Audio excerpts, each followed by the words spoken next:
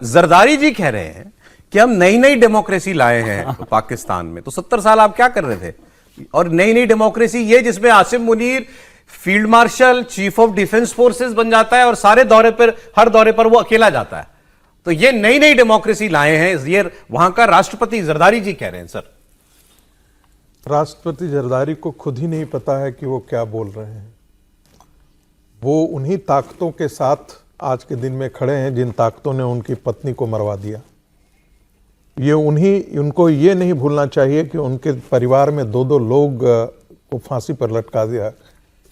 बेनजीर भुट्टो की हत्या कर दी गई और बेनजीर भुट्टो के पिता को जेल के अंदर फांसी पर चढ़ा दिया गया था।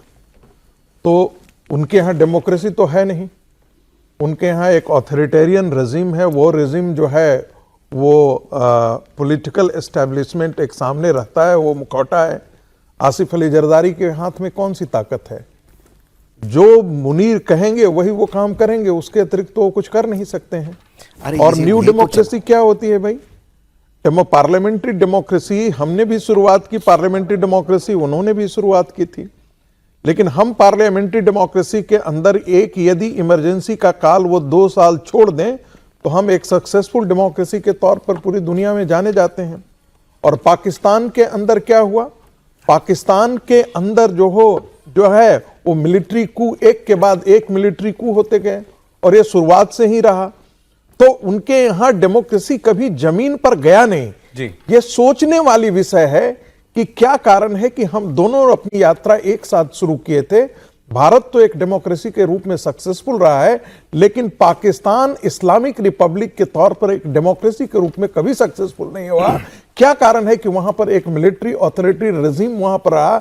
और यह बात सिर्फ वहां नहीं है, बांग्लादेश में भी आप देखेंगे कि वहां भी मिलिट्री डिग्री कम है, डिग्री कम है, सिर्फ डिग्री कम है, लेकिन वहां भी मिलिट्री कू होते रहा। तो ये बड़ी मजेदार बात है कि राष्ट्रपति कह रहा है नई नई डेमोक्रेसी लाए पाकिस्तान में। अब वो बयान मैं आपको नहीं कह रहे हैं, नए तरीके की लाए, नई तरीके की नए तरीके की है, हाइब्रिड वाली डेमोक्रेसी है। अब देखिए, एक जर्नलिस्ट ने टीवी पर बैठाकर एक इनकी सरकार के मंत्री को खूब रगड़ा।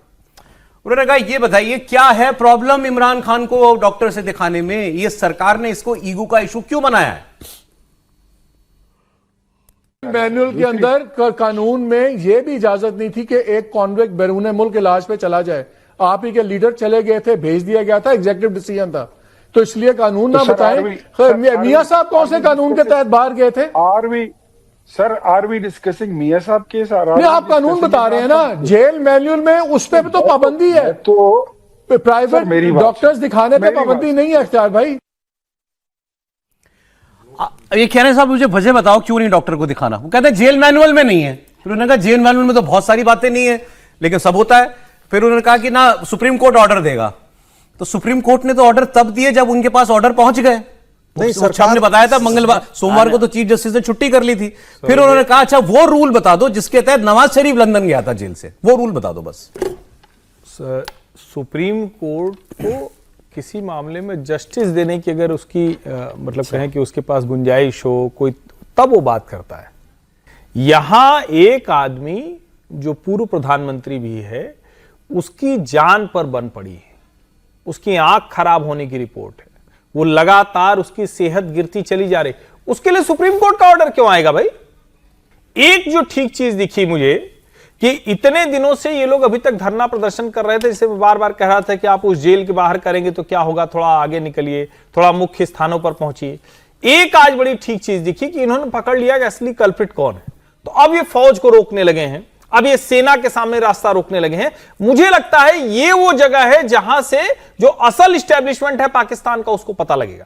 क्योंकि ये मंत्री जो लोग, ये जो भी लोग हैं हुक्मरान, वो उस तरह से तो है नहीं, असली पावर तो सेना के पास है। मुझे लगता है इमरान खान की पार्टी के लोगों को हर जगह सेना का जमकर विरोध करना चाहिए। सेना को ठप करना शुरू करेंगे तो बाहर भी निकाले जाएंगे, डॉक्टर से भी दिखाए जाएंगे और उनके अधिकार। ये बात वो समझ रहे हैं। इनके एक सीनियर लीडर ने कहा कि ये खैबर पख्तूनख्वा में क्योंकि लोग ज्यादा बैठे ना धरने पे, तो उसको बंद किया हुआ, कट ऑफ पाकिस्तान से।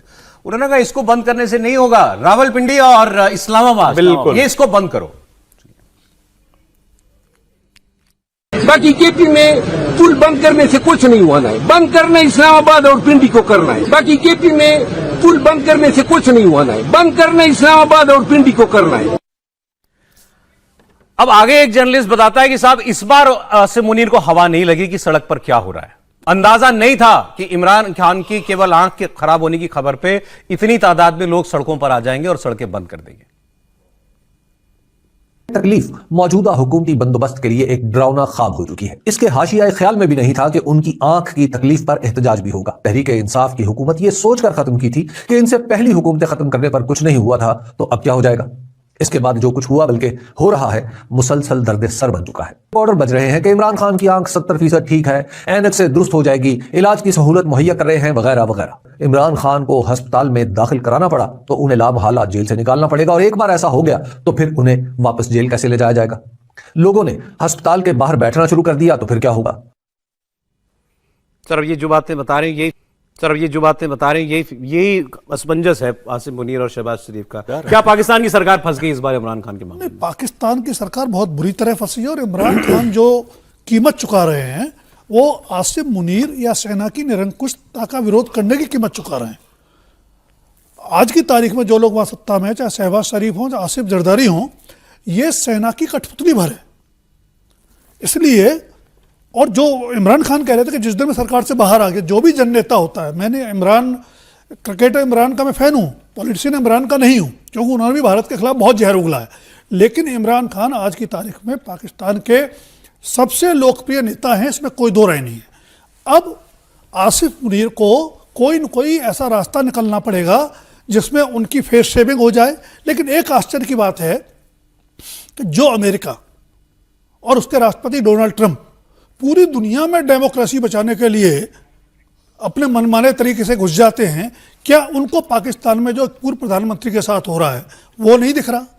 क्या अमेरिका अपने असर का इस्तेमाल नहीं कर सकता एक सही काम के लिए, एक पॉजिटिव चीज के लिए? करेगा ना जब उन्हें लगेगा कि अब ये लोग काम के नहीं रहे, अब इमरान से काम कराएंगे। बस समस्या वहां है। लेकिन इससे निकलने का रास्ता आसान नहीं है, और ये समस्या जैसे जैसे बढ़ेगी पाकिस्तान में अस्थिरता बढ़ेगी, आंतरिक समस्याएं बढ़ेंगी, और आंतरिक समस्याएं कहीं ना कहीं हमारे लिए सीमा पर चुनौतियां बढ़ाएंगी।